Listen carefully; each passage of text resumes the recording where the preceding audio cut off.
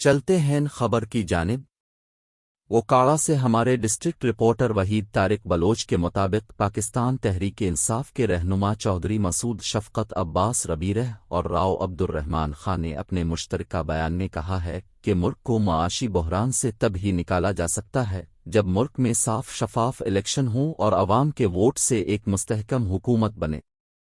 حقیقی طور پر عوام کے منتخب نمائندے ہی امپورٹڈ حکومت کے معاشی ظلم و ستم سے باہر نکال سکتے ہیں۔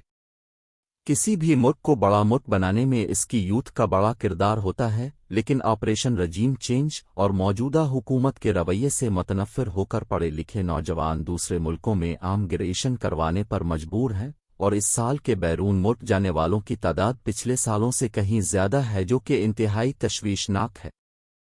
اگر ملک کو دوبارہ درست سمت میں لانا ہے تو اس کا حل یہی ہے کہ ماہ رمضان سے پہلے صوبائی اور قومی اسمبلیوں کے انتخابات ہوں اور نئی حکومت فریش مینڈیٹ لے کر آئے تاکہ ملک کی حالت بہتر ہو سکے۔ مزید خبروں کے لیے دیکھتے رہیے کائنات HD چینل۔